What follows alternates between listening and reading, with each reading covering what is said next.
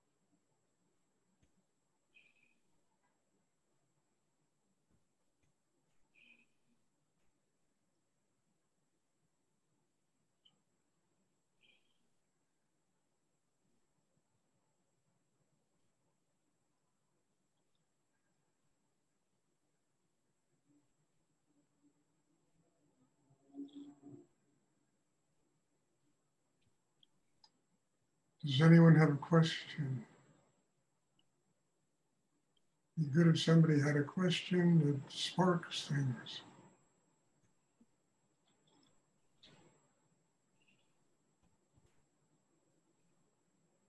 I have a question, Stuart. Yes. I feel embarrassed to say it, but I still, at times when the going gets tough, I still hide. I go quiet and hide instead of reaching out. So could you talk about that tendency when it's tough to hide? I don't know. I mean, I talk about this all the time, Christine, and what it really comes down to is the commitment you have made to build inside yourself a system that is strong enough not to live in a life full of expectations, not living in a world that you create in your own mind where things are right and wrong and good and bad. And, because I've discovered in my life, if there's ever a negative situation, it's always going to be followed by something positive and vice versa. So I've stopped, creating all these images in my brain about the way the world is supposed to be. It's not my world, it's God's world. And it's created, and you got to realize how it's created. I mean, every human being is somehow open to receiving some kind of Shakti or they wouldn't be alive. But people are so twisted inside, that when the energy manifests in their lives, it manifests exactly the way they are as human beings. So you have 8 billion people manifesting conflict, unhappiness, and that's what we have to confront every day. So if you create some kind of fantasy in your brain, thinking that the world is supposed to be a certain way, you're just going to run a life of being terribly disappointed. If you just open and recognize that positive and negative are just energy, if you have a system inside that is strong enough, you can transform that energy into a spiritual life. And that really is the answer to your problem, Christine. A lot of your inner world is just very emotional. and being very emotional, this is what happens. Not saying it has to be sterility of the mind, but it has to be grounded to where you can simply transform all of those emotions that you swim around in into love, into unconditional love, into an acceptance of life as it is, and the ability to utilize life as it is as a means of truly building a much stronger life inside yourself. Otherwise, you hide, you know? I mean, you go and crawl into some kind of self-created womb, and you live there until you think all the difficulty comes to an end. But the problem is, it never comes to an end. It doesn't. Even in the basic interrelationships between people, you know, husband and wife, you know, siblings, there's endless problems, tensions, fighting, difficulties that people have to deal with every day. We can all hide out, you know, and wait for it to pass. That's something that will never pass. Or we can truly let it teach us that we need to build a system inside that is strong enough to be able to deal with all of these things without allowing all of these things to deal with us. Which doesn't mean we go out there and, you know, like getting into a ring and punch the hell out of them. It means we're just strong enough inside not to allow those negative energies to truly affect the balance and the well-being that is inside us. I mean, this is such an essential ingredient in what Rudy taught me and what I try to teach people. And I seem to talk about this almost every day because somehow people, they don't listen or they don't apply the things that are being taught to their life. And, you know, the other thing happens and I don't know what to do about that, frankly.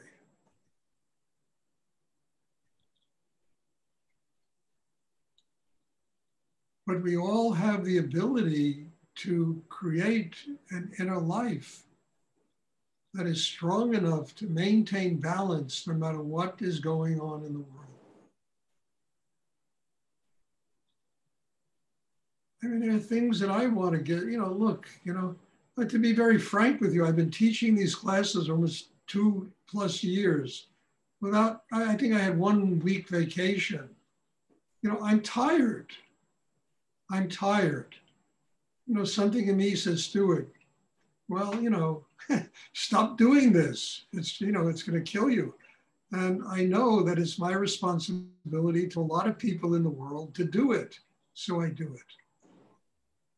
And I have to overcome the tiredness and not allow it to knock me off my balance and centeredness.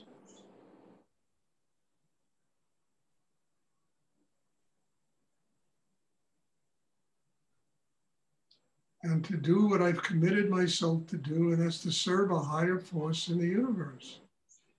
Now, would I like it to change? Yes.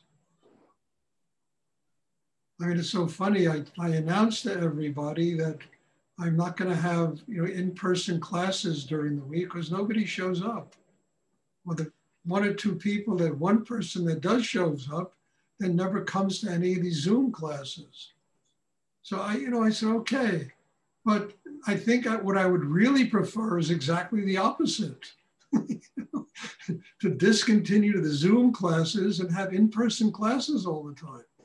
But then I have a responsibility to people that live all over the world. And how do I do that? I can't. I respect you all too much. I love you all too much. And all of you have been, you know, very much, you know, helping me to grow every day of my life. But this is not an easy thing to do for over 2 years straight, you know? And I don't think many of you realize this.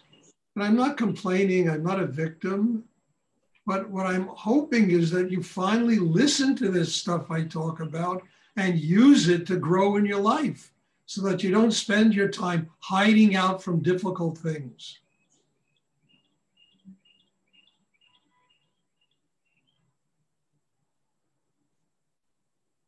And all it's about is really building a system where we can keep our hearts open. There's love, there's joy, there's balance, there's harmony.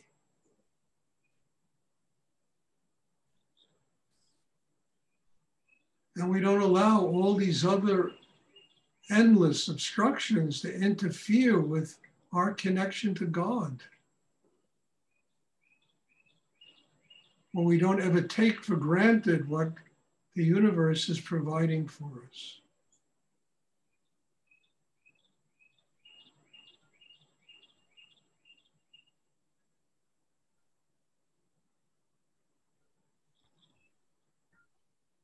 So, you know, it's multidimensional, all of this, but it starts with oneself.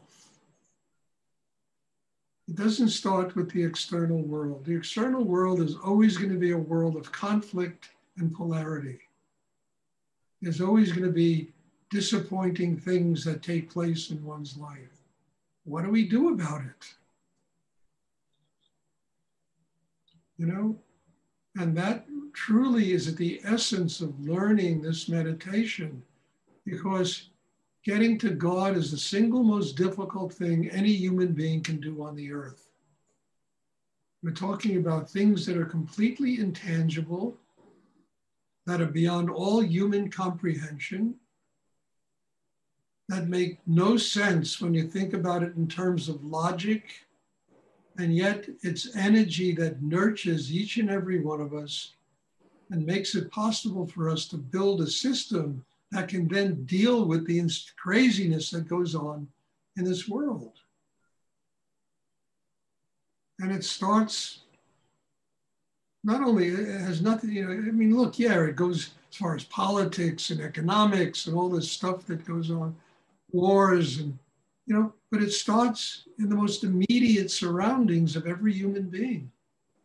I mean, Rudy was wise enough, and I told you this, you know, I couldn't pay a therapist $1,000 an hour to teach me the things wrong with myself that my mother teaches me in 3 seconds.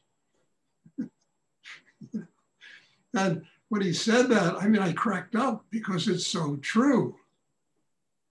But one has to have the strength inside not to be intimidated, not to be angry at your parents because they point out things wrong, or because they're not God and they're imperfect themselves, but to listen and learn and let these things teach you what you have to do to grow every day in your life.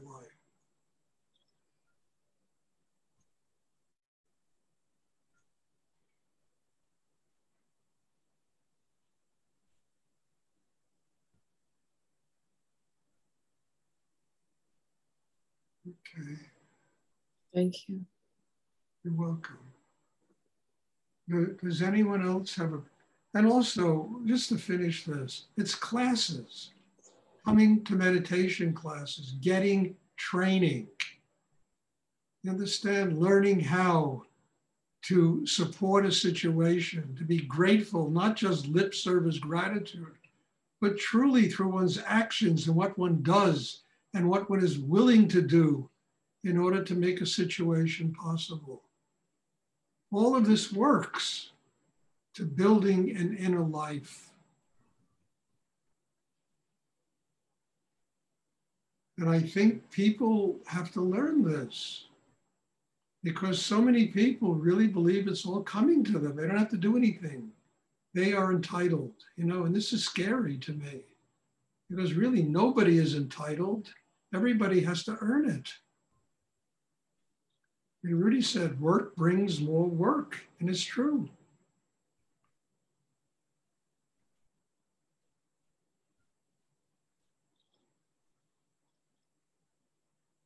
So what do we all want in the end of this? We want to love, we want to be loved, we want to live with open hearts, we want to live as happy people in the world.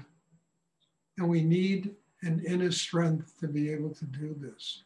That has to do with the commitment one makes to truly learn. I mean, I made a commitment to go live in Rudy's house. I asked him because I knew being there would be an amazing, amount of growth that would take place for me. It wasn't easy. After 3 months of living in his house, I didn't even know where the hell I was going to sleep every night. But I complained to him, and he pointed at a crack in the side. That weed that's growing in that crack has more courage than you. And I said to myself, he's right. Am I there? What am I there for? I'm there to get his teachings. And whatever I had to go through, I was willing to go through in order to get those teachings. I mean, there was no Zoom then. You had to go to his classes to get them.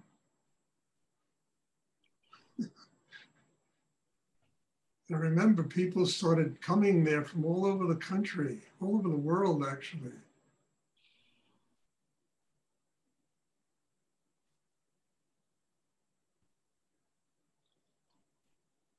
Does anyone else have a question they would like to ask?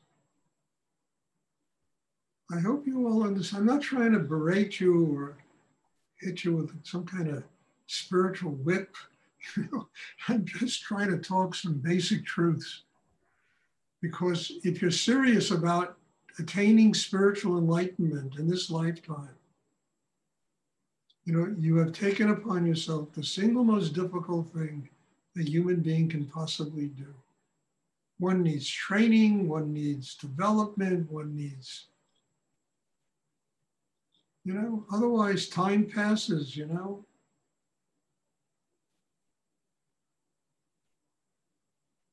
And our job is to make the best use of time so that we can grow spiritually.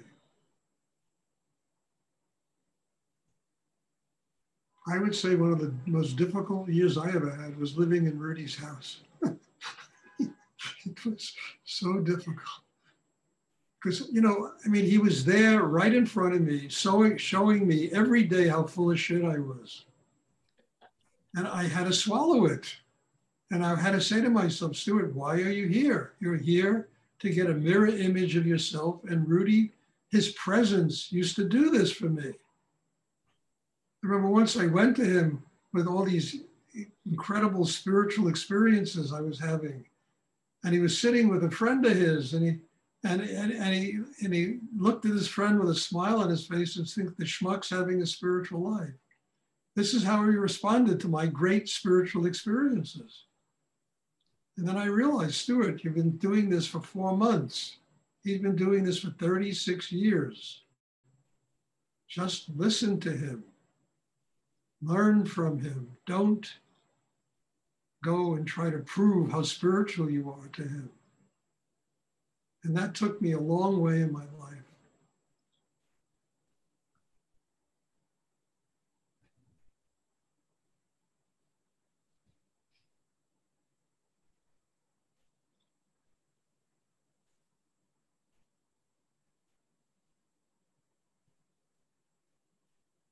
Does anyone else have a question they would like to ask? And I'm saying all this because I really feel every person sitting here in my heart, and I respect people enormously for coming to these classes. But I want to transmit the depth of Rudy's teachings and in a real way, not some, flaky, Rudy used to call them hors d'oeuvres, spiritual teachings. It's the real, trying to transmit what really one has to do to have a spiritual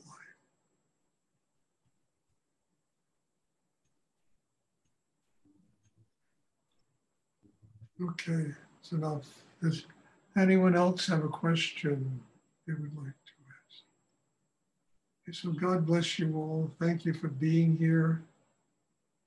And,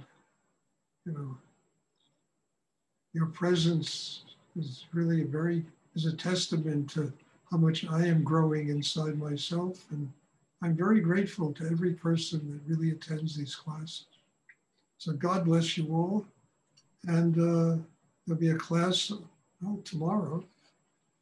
And I hope this diatribe doesn't chase you all away. No, thank you. Thank you. God bless you. Thank you, Stuart. Thank you, Stuart. Good night.